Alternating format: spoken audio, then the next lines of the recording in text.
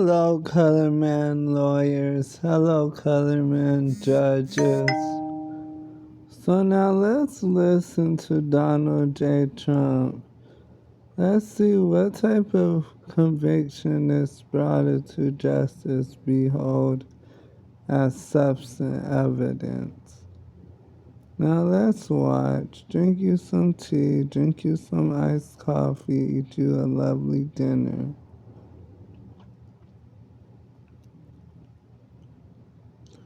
Now let's watch.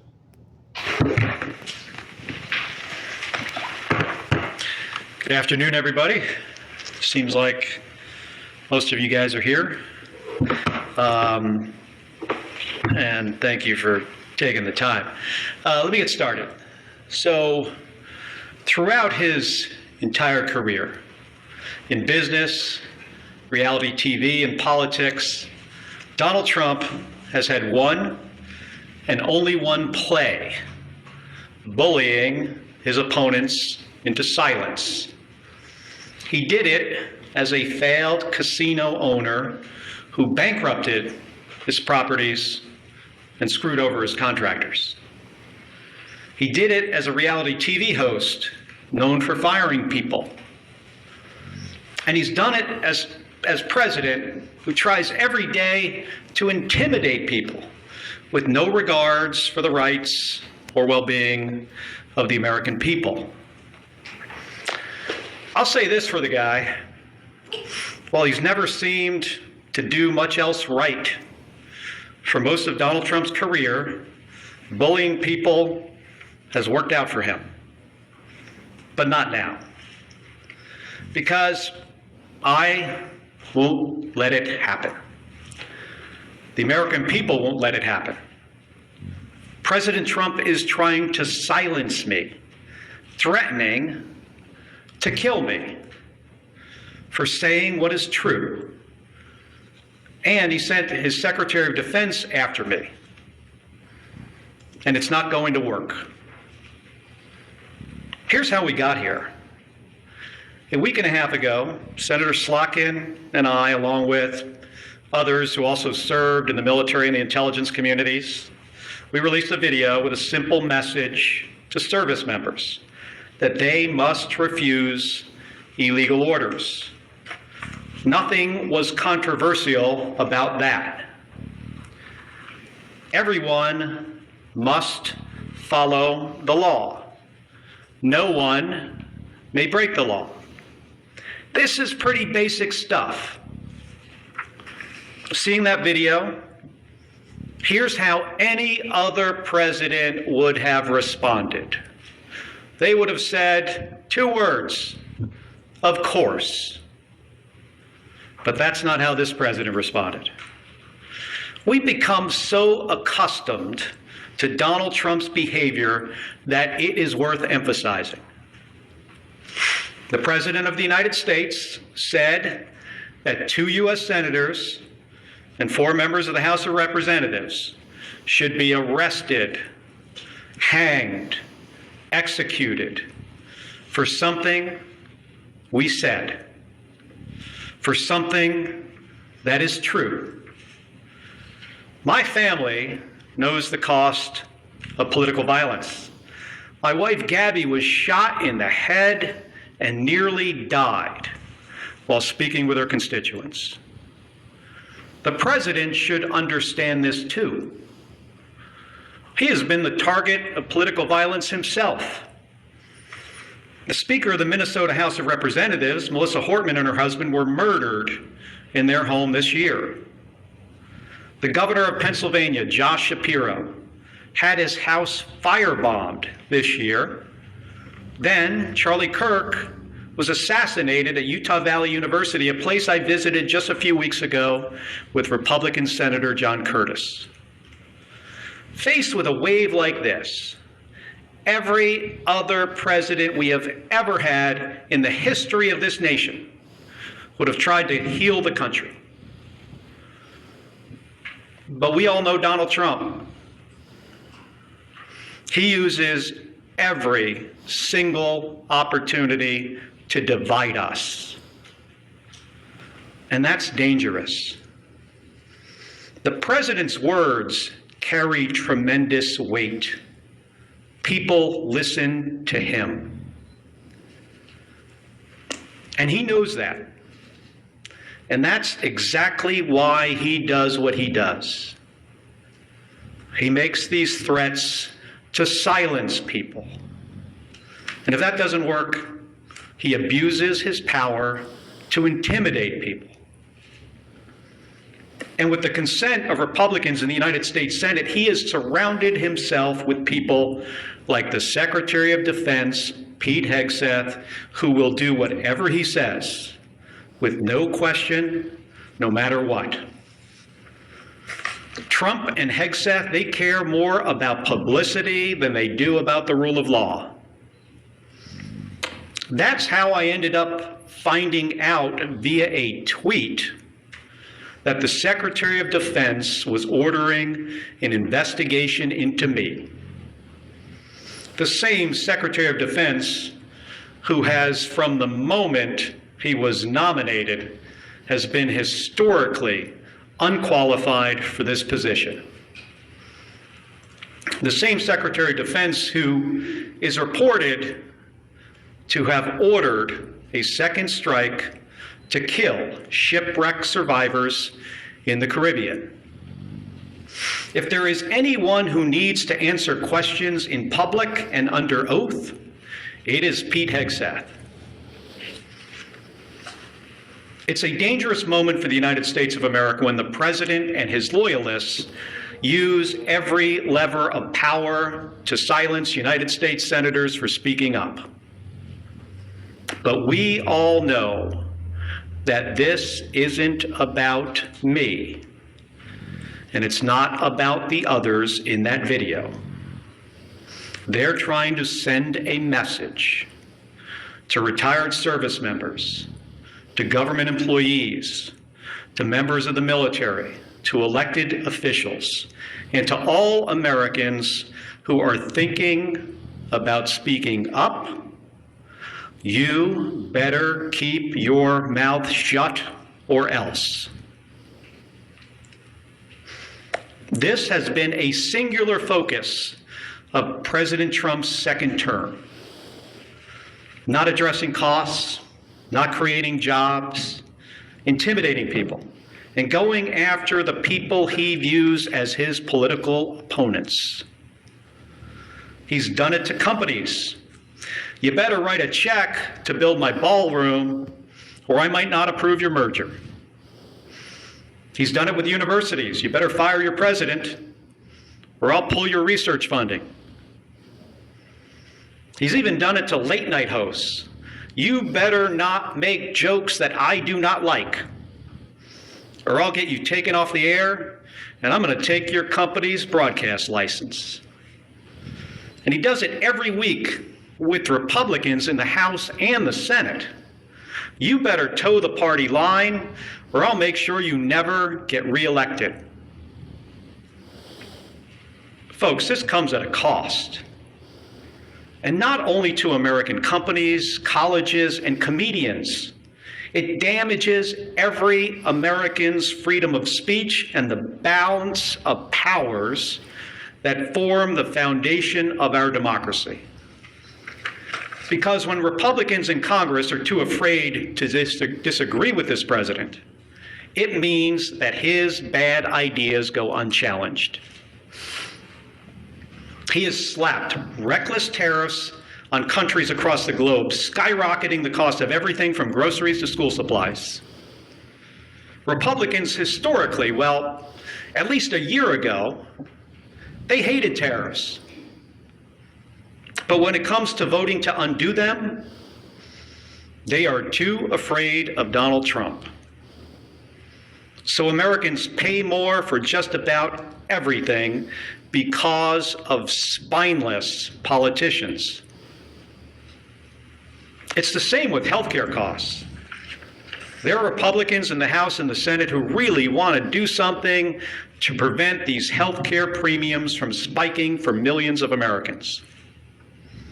The solutions are simple, but President Trump says He doesn't want to.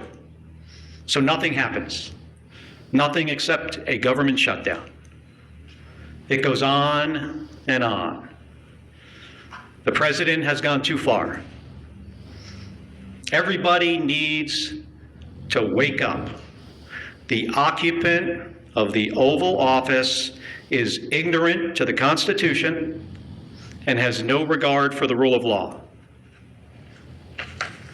In trying to silence me, in proposing to court-martial me, in threatening to kill me for fighting back when our democracy demands that we must fight back, President Trump has crossed the line. And this time, it's not going to work. I will not be intimidated by this president. I am not going to be silenced by this president or the people around him, because I've given too much in service to this country to back down to this guy.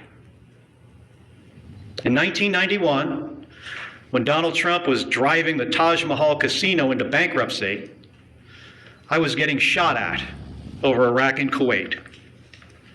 In 2001, after Donald Trump said that the collapse of the Twin Towers meant he now owned the tallest skyscraper in Manhattan, I was carrying flags honoring 9/11 victims into space on a rocket ship. In 2003, when Donald Trump was writing birthday greetings to the monster Jeffrey Epstein, I was the first on the scene to recover the bodies of my fellow astronauts who died when Space Shuttle Columbia exploded during re-entry. In 2011, when Trump was hosting a reality show and peddling conspiracy theories against President Barack Obama, I was sitting next to my wife's hospital bed as she recovered from a gunshot wound to the head. My point is this: I've been through a lot worse in service to my country. The president and Pete Hegseth are not going to silence me. They aren't going to keep me from speaking out, and they're not going to keep me from doing my job. Enough of the bullying, enough of the intimidation, enough of the threats, enough of your nonsense. Doesn't help anyone in our country afford their groceries or pay their medical bills. And it erodes the rights of every American. My job is to fight for them, to stand up for the Constitution, and nothing is going to stop me from doing my job. Thank you, and I'll take some questions. Hold on a second. Give me that folder right there. Just sit this down here. Can you, I know it's Manu from CNN, but for everybody, just starting with you, just say who you are, what station. The White House said today that Admiral Bradley gave the order for that second strike on the Venezuelan boat. They also said this was a lawful strike. Yesterday, you said the second strike could be a war crime. Do you think that Bradley committed a war crime? Let me just start, Manu, by saying that there needs to be an investigation. We need to pull some of these members of DOD and the military into the armed services committees in the House and the Senate. That's what the White House is saying. I hope what has been reported is not accurate. I revere members of the United States Navy, especially special operators, Navy SEALs.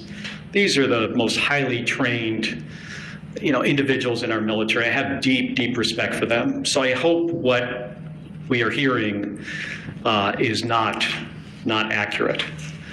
I will say, though, as somebody who has sunk 2 ships myself, that folks in the military need to understand, the law of the sea, the Geneva Conventions, what the law says. And I'm concerned that if there were, in fact, as reported, survivors clinging to a damaged vessel, that could be, over a line. I hope it's not the case. I truly do. Should Admiral Bradley resisted that order? Again, I am, not sure of all the facts yet. I don't want to prejudge before we have all the information. I think it's important for there to be an investigation. The inspectors general of DOD needs to investigate this. Unfortunately, an unqualified Secretary of Defense fired a bunch of them and got rid of a bunch of lawyers. I mean, Pete Hegseth, do I have a lot of confidence in DOD? Well, hopefully we have, inspectors general there that will be doing an impartial investigation. I think we should wait for the results of those investigations.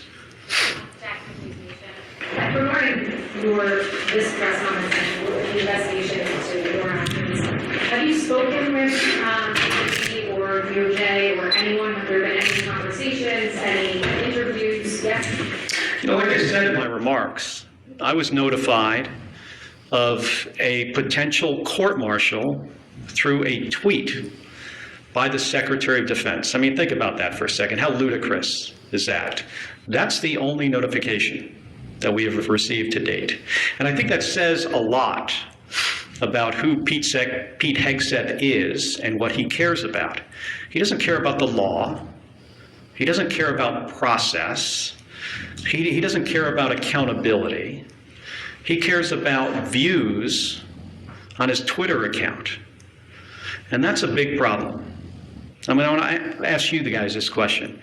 Have you ever in the history of our country seen a less qualified or less professional Secretary of Defense? I cannot think of one. Yeah, Senator Kelly, your favorite source news. Are you concerned about threats on your life? Have you stepped up your personal security and, of course, the security of your wife? Hey, I'm no stranger. Gabby and I are no stranger to political violence. We get a lot of threats already. She continues to get threats. She gets threats on her life, more so today because what Donald Trump said about me 10 days ago, that I should be hanged, that I should be executed. The threats on us have obviously gone up. I'm not going to get into details about my personal security. We take these threats very seriously, and I take, the threats from this president seriously.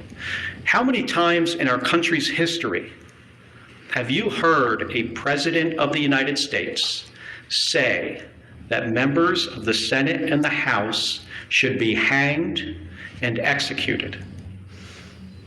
I mean, I can't think of one.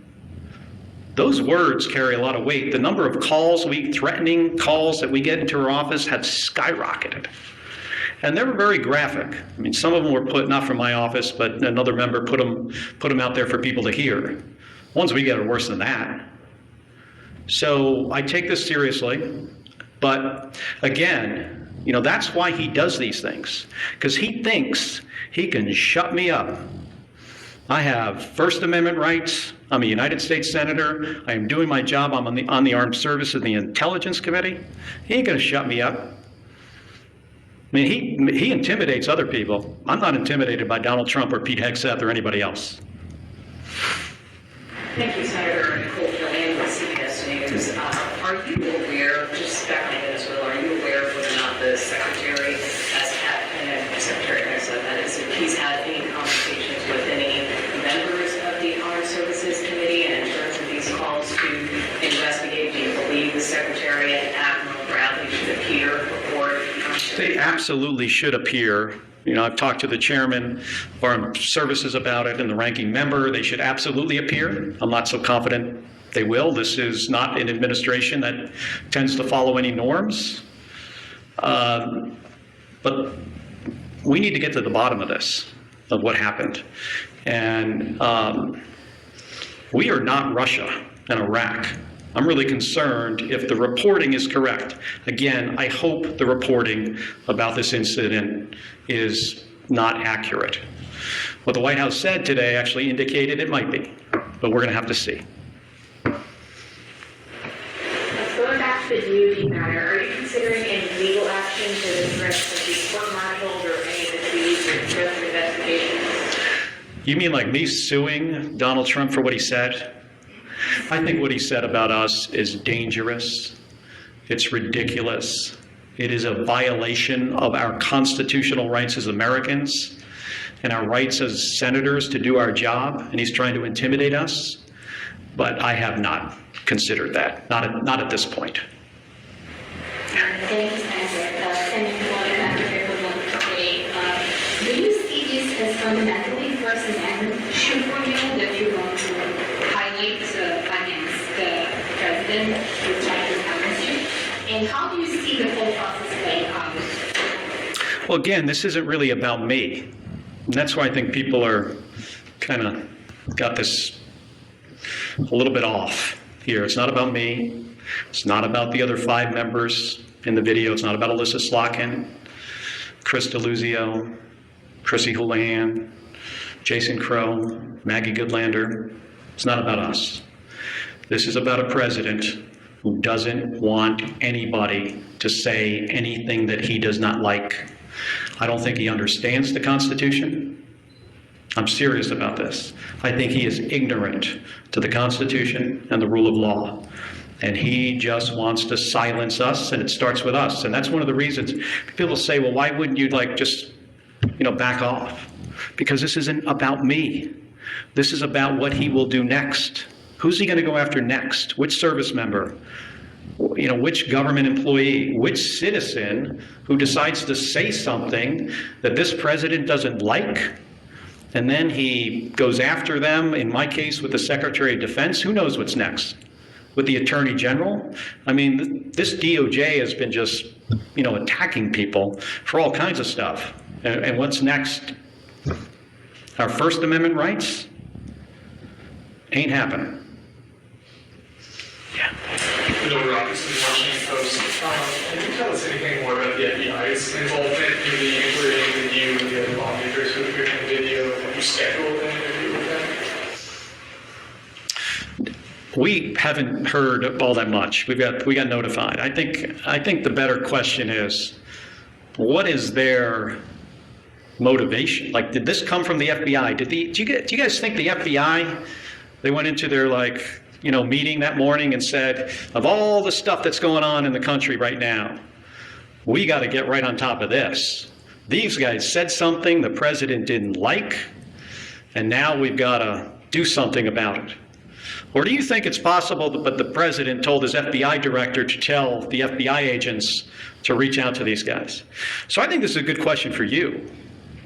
All of you in here should be asking the FBI those questions. I don't have the answers to them. Yeah. Can you tell us anything more about the Senate Armed Services Committee's inquiry into the September 2nd strike? The nature of the request for information submitted, what information has been sent back from DOD so far in your conversations with the chairman?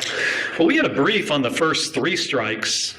And I have said this, before 10 days ago, that they're tying themselves in knots trying to explain why this entire operation is legal. And I imagine eventually, I hope you have an opportunity to see the legal argument that they made to do this. It's important for the American people to see it. We have to get folks before the committee. And, that process might take a little while.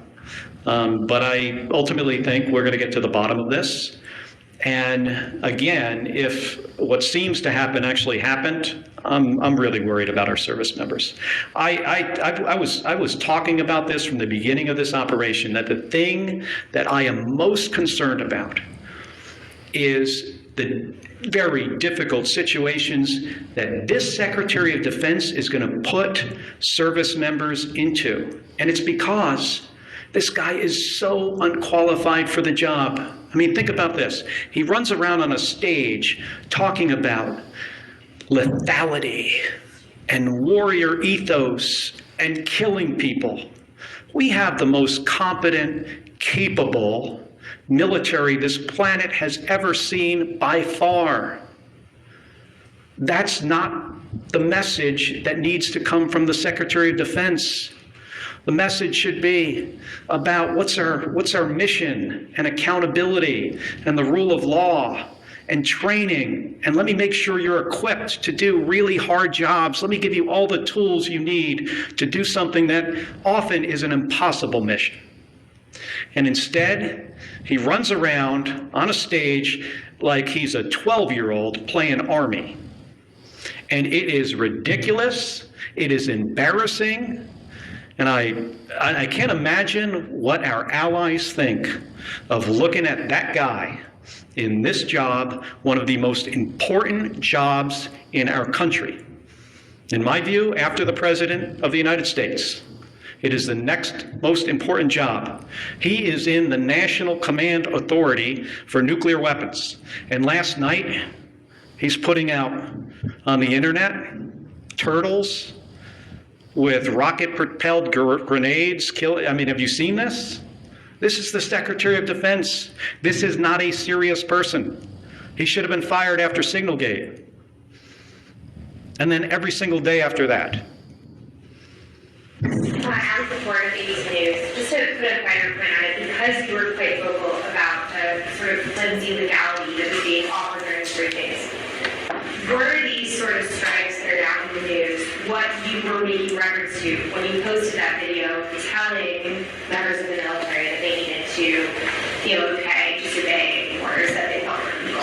Based on who this president is and who the Secretary of Defense is, and specifically things that the president has said in the past and things he was talking about doing in the future. Let me give you an example. 2016, he's talking about something on a debate stage that was clearly illegal, and he was reminded by Brett Baer from Fox News that that would be an illegal order. Military won't do that. You know what the president's response was to that?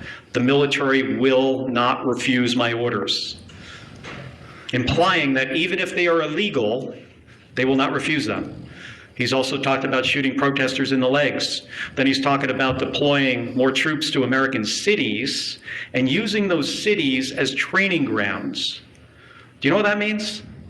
That means using the American people for the military to train on. So we were looking forward to try to head something off at the pass that could have been really, really bad. So it wasn't about this specific thing. Yeah. Jennifer Shutt, the States Newsroom. The NDAA conference report is set to come out later this week, over the weekend, early next week. In addition to that, you all have not yet conferenced out the defense appropriations bill for the current fiscal year. Do you see either of those as options for you and other lawmakers concerned about the Defense Department, the actions in Venezuela, and other situations to address those legislatively in either the NDAA or defense approach? Well, I think it could be if we could get bipartisan support to do something like that. Sure. That's sometimes challenging. Because, remember, my Republican colleagues, not all of them, but most of them, are fearful of this president. They do not want to cross him. They see what just happened to me. I said something that he did not like, and he said, I will be hanged, executed, prosecuted. He doesn't even have the order right. Yeah. Michael Caldenis now. You mentioned earlier that the video was meant to tell service members something that's already law and they're not required to obey, to act on legal orders. Since it already is the law and presumably service members are aware of the law, why did the six of you guys feel it was necessary to make the video? Well, I think it's good for people to get a reminder. And we wanted to show that we had their back and we understood the situation they were in. Pretty simple. And we said something that is in the Uniform Code of Military Justice. According to the law of armed combat, we stated something pretty simple. Every service member doesn't hear these reminders as frequently as other service members. So we felt it was important to say under the circumstances. Thank you, Senator. Joe Campbell, the Associated Press. When you participated in the video, did you expect that the president would respond? Was that part of your expectation? We did a video before that he did not respond to. I was really surprised that he responded at all. And I thought if he was going to respond, so what I just said when I gave my remarks, I thought he would have said, of course, members of the military shouldn't follow illegal orders. So when he said, I was sitting in the skiff next to Alyssa Slotkin, by the way, when somebody comes in with a little piece of paper and it says, I could see what it said on it as it was handed to her, President just called for your execution. She leaves the room. 5 minutes later, she comes back. She says to me, he's called for your execution too. That was not the response we expected. Two questions. As you say, you're still gathering the facts, still not clear exactly what happened here. But if the Secretary of Defense did issue an order to kill people after on the second strike like this, is that an impeachable offense? Taking apart the numbers in the House, but in theory, is that a potentially impeachable offense to you? And then second, healthcare. Short time here to figure out what's going to happen in healthcare. Just what's your involvement right now in talks? Where does that stand? Well, on the first question, I think that's a question for attorneys. I am not an attorney. I don't pretend to be one. But only senators and House members. That is true. Of course, I do not know the specifics, on that part, of the law about impeachment. And again, let me remind folks that we're in the early days of this. And I think it's important to get all the facts for we to understand exactly what happened. Again, I hope what is being reported is not the case.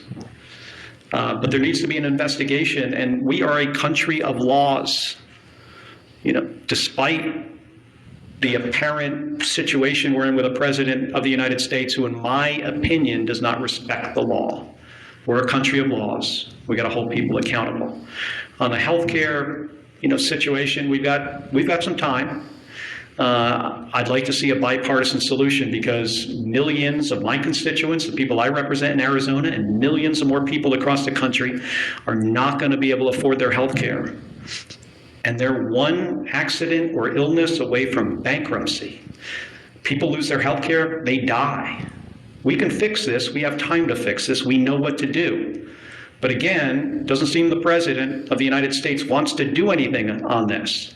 If he wants to help the American people, he should engage with the United States Congress on fixing this spiking premiums, fixing this issue. Have you, Liz Ruskin, Alaska Public Media, have you received messages of support, public or private, from your Republican colleagues? Yes, and some of it's public. Can you tell us a bit about those?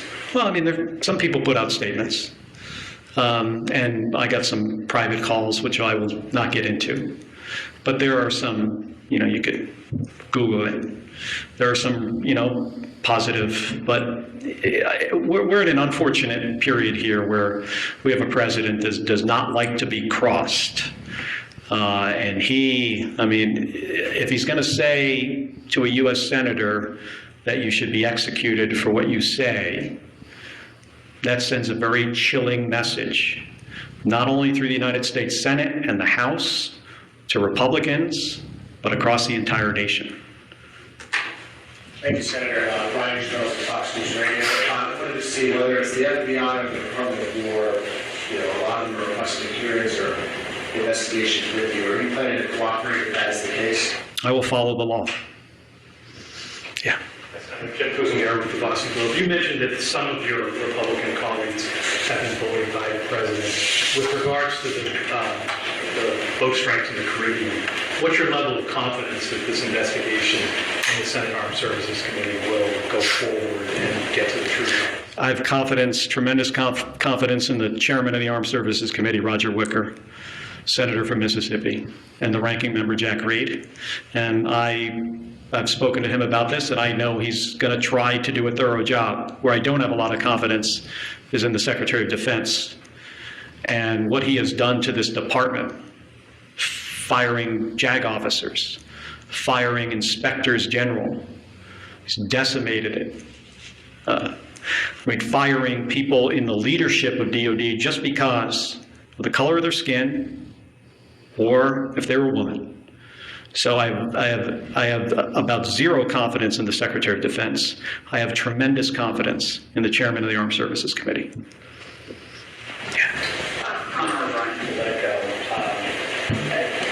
Senator Schatz tweeted this afternoon, he said Pete Hegseth needs to testify in the month of December before we pass a defense authorization. And I'm just curious, as a member of Armed Services, do you agree with that approach? Should Democrats be open to potentially, holding up NDAA to leverage testimony, information, whatever in this process? I spent 25 years in the United States Navy. I understand the importance of the defense bill and the programs that we authorize and the changes we make to policy through that piece of legislation. I've talked to Senator Schatz, and we'll continue to talk about this, but in general, my view, on this is we've got to be very thoughtful about how we handle the process of the defense bill. Yes. I would have to use that. Just to clarify, you were not briefed on the double tap of the first strike. None of your briefings have included that. If Hegseth will not testify, will you call on Admiral Halsey of Southcom to come in and testify? And then lastly, on Venezuela, should the United States strike inside Venezuelan territory, do you think that is legal? So I'm going to have a conversation with the chairman and the ranking member about who specifically, we bring in to testify, whether we do it in public or not. I would generally prefer public hearing. We should probably do both. One in a classified setting, one publicly, so the American people could see. I'm still trying to figure out the justification that Donald Trump has if he was to, conduct kinetic strikes into Venezuela. What's the goal? Why hasn't he communicated this to the American people? That's the job of the president, to lay out a case before we go to war. And if it is about removing Maduro, how do you square that with pardoning Juan Hernandez, who is basically the same guy from a different country, who got sentenced to 45 years in prison, and he's barely been there? He probably hasn't even gotten settled in yet, and the president's going to release him? Doesn't make any sense. And I'll tell you what, regime change as a policy of the United States generally in our history has not worked out well. Think of South Vietnam, think of the Bay of Pigs, Iraq and Afghanistan. It results in the deaths of U.S. service members without the intended outcome. And in this case, I don't even think we know the intended outcome. President needs to make a case to the American people when he is about to put thousands of American men and women in harm's way. This is not the way to manage the U.S. military. Hey, I want to thank all of you for spending the time here today. I'm sorry the room is so warm in here, but we'll cool it down next time. Thank you. Appreciate it.